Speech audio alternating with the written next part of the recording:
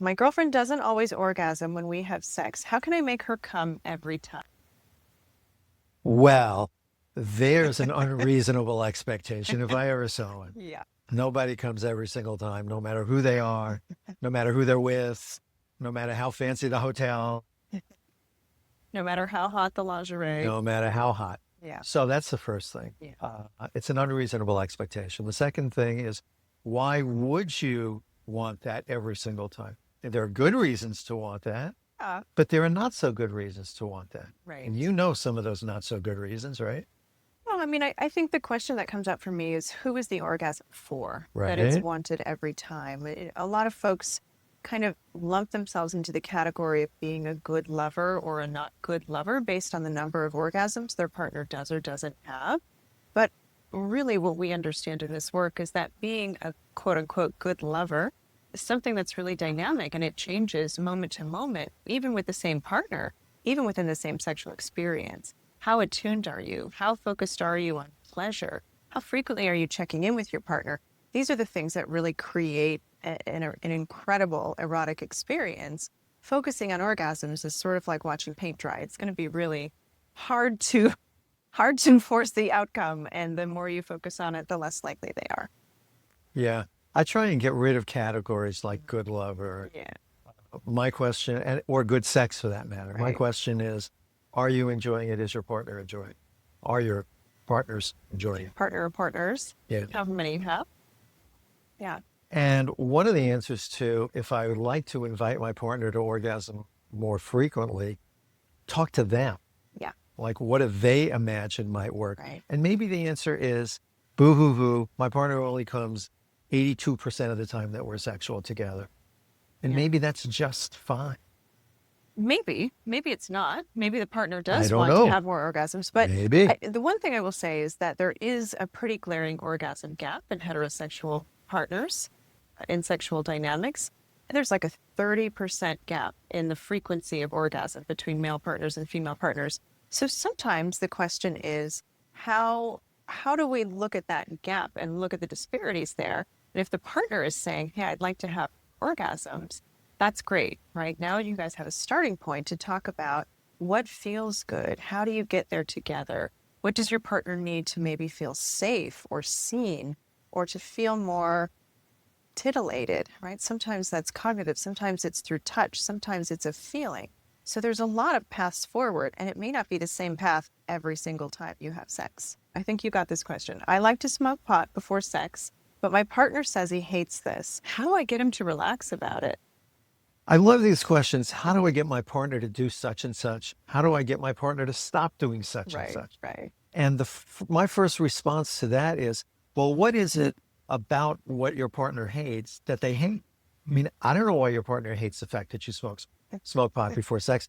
Is it he feels like he's not good enough? Is it that he feels like you're not really present? Is it that he feels like you're trying to pretend that he's somebody else or that you're somebody else?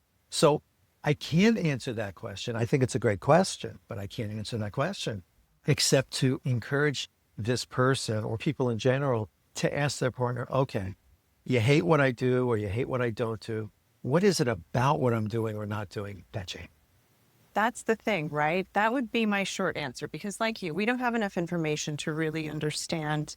And what even does relax mean, right? Does it mean to stop talking about it? Does it mean to feel okay about it? I think these are really important questions. But at the end of the day, right, whatever's coming up that creates tension or friction between people is an opportunity to get so much more curious and to have the deeper conversation. Like, what is it that bothers you about this? And it might feel a little bit awkward to have that conversation at first, but it can lead to a lot of exploration and a lot more connection because maybe it's something simple like your partner doesn't like the smell of it on your breath.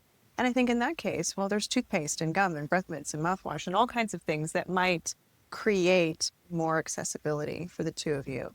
But if it is something about maybe your partner sensing, oh, you're kind of checked out when we're making love, when you smoke weed before, that's a really different conversation and a really different opportunity for a resolution. How do I get my partner more interested in foreplay? I don't know. Talk to your partner. I will give you a more serious answer. When people talk about foreplay, kind of boring, or my partner needs so much foreplay, I figure, well, I guess you haven't learned how to create activities that you yourself enjoy. Nobody says, how do I learn to enjoy ice cream? Well, everybody knows how to enjoy ice cream. If they like it. If they like it, right. Yeah. If you don't like it, maybe you need a different flavor, or maybe ice cream's not for you.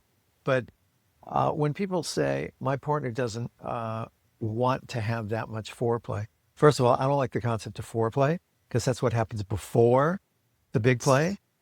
Right. And maybe there is no big play. Maybe foreplay, whatever you call foreplay, is the stuff that's going to be the centerpiece of what you guys do on a particular occasion.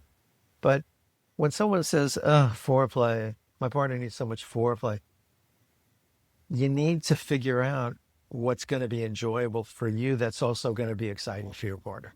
And until you've done that, don't blame foreplay. Yeah. And I think maybe another question that comes up for me is, what do they say they don't like about it? What is the impediment? What is the stumbling block? Are they trying to rush to get to another kind of sexual activity?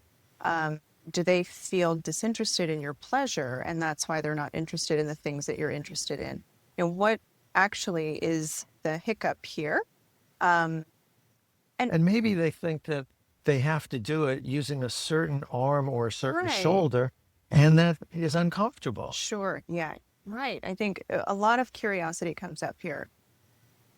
And at the end of the day, I might just ask, are you having the sex you want to be having? And if you're not, what are your options?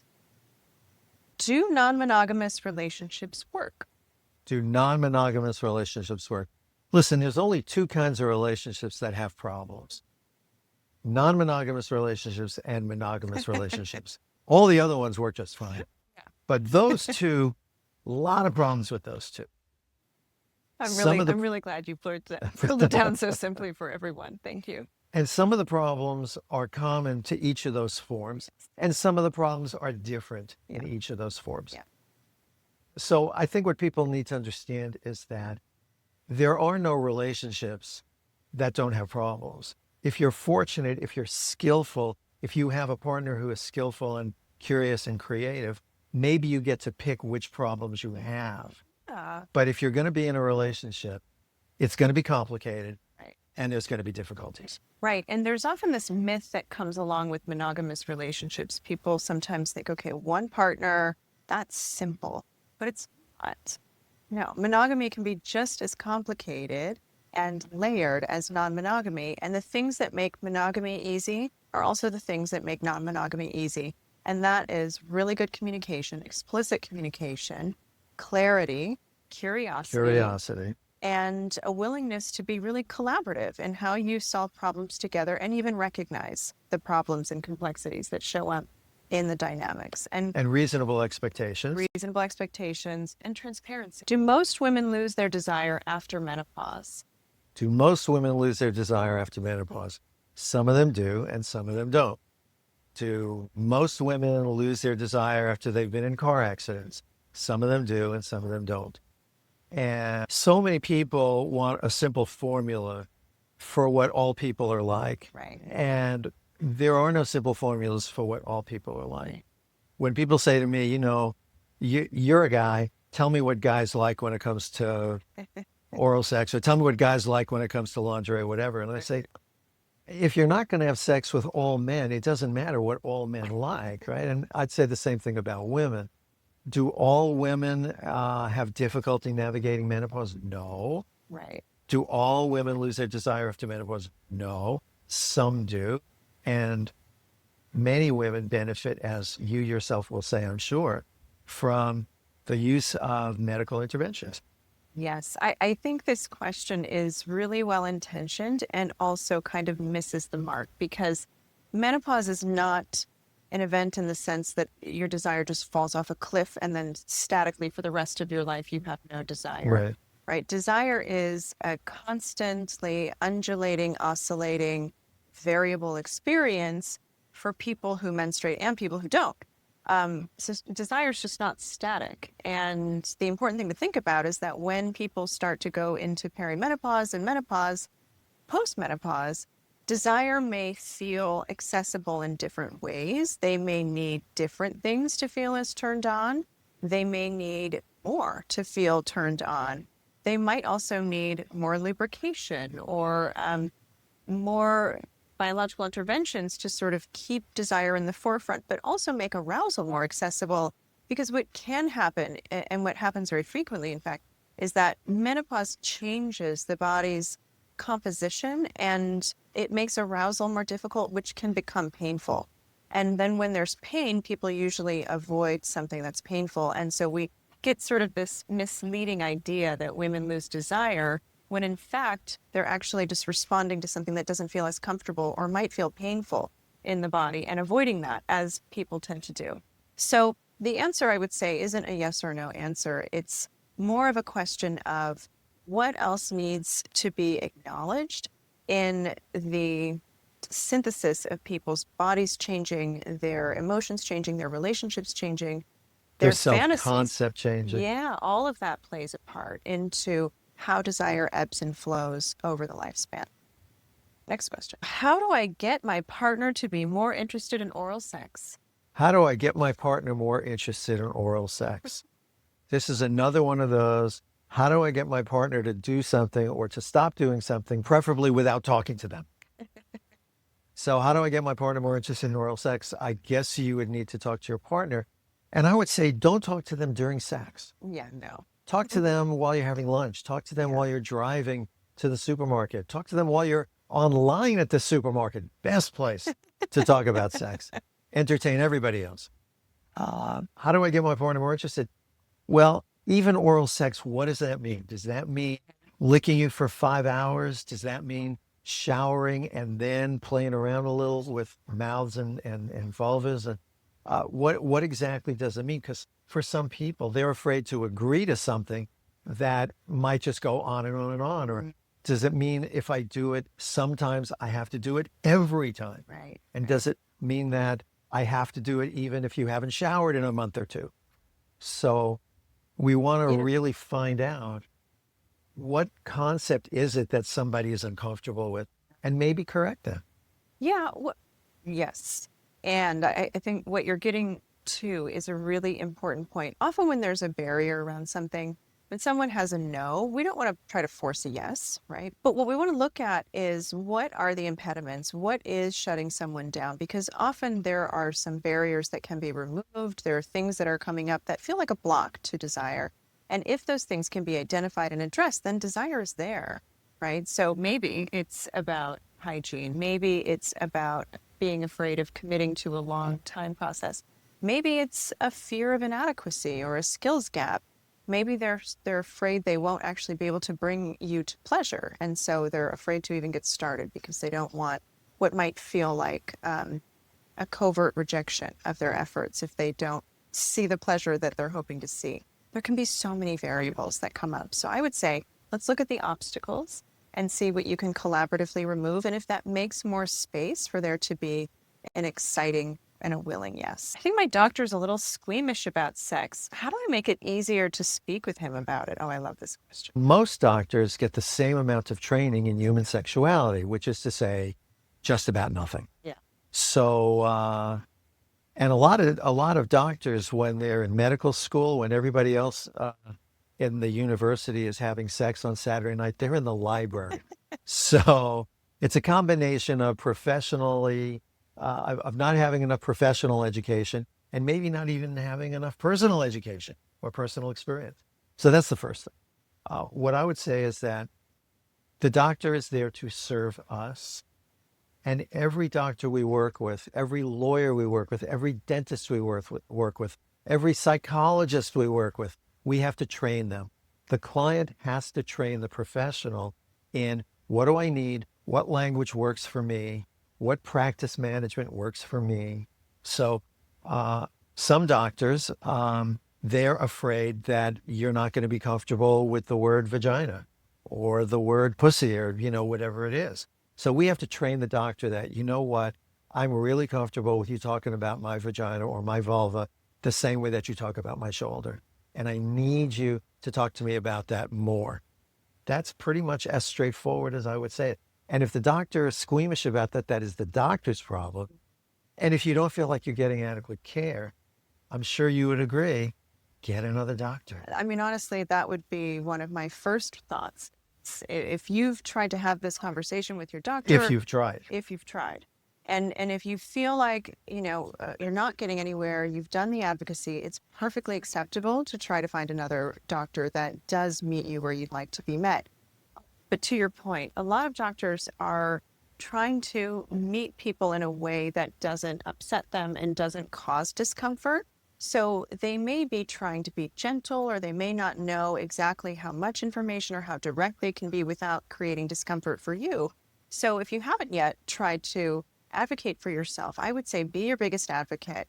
Come in with knowledge, come in with questions, and you can be direct to your doctor and say, I'd like to talk about XYZ, and I'd really like to have a candid, direct conversation. Can you do that? Can you meet me there?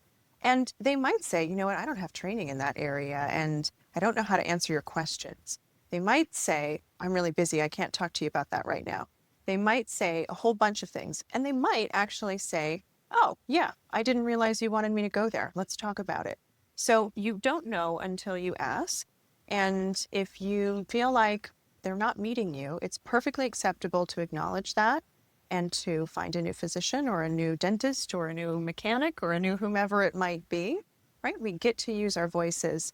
Our healthcare is important, and there are great professionals out there, and there's going to be a good fit for you. I love that you included car mechanic in that because it's the same skill, It's the right? same thing. You need to be able to say to your car mechanic, I need more information. Yeah. I remember when I was young, I had a car mechanic tell me that my blinker fluid was low. And I was I was so uninformed. I was That's like, whoa. that's a great story. It even happened to Kate, It Dr. did. Kate. That's right. I had no idea because I didn't know what was under the hood. And that is a reality for a lot of us with our medical care. We don't know what we don't know, and we're relying on the professionals to tell us what we need to know. So it can be really frustrating if we feel like there's an information or an effort mismatch there. So please feel free to advocate for yourself. You've been doing sex therapy for a minute. Yeah. And I'm really curious if there is any one thing that's really stood out to you as surprising about sex, or like the thing that you wish everyone knew about sex. Sure. The world in many ways has changed so much since I started practicing. I started practicing before the internet and before Yeah. mobile phones, right? And yet there are some things that haven't changed. And the number one thing that has not changed since the day I opened my office is people have an amazing capacity to make sex complicated, to make sex something that's hard to talk about, to make sex something that people feel anxious about, to make sex something that people are worried about failing at. This is something that I have observed. I'm sure you have as well, year after year after year. And so if I could instill one thing in most people about sexuality, it would be curiosity and the permission that people would give themselves to express their curiosity by asking questions. Yeah, I love that. I would say probably the theme that stands out for me that really piggybacks on what you've said is how many people come into sex therapy and they're wondering, are they quote unquote normal? Is what they like normal? Are they outside of the norm?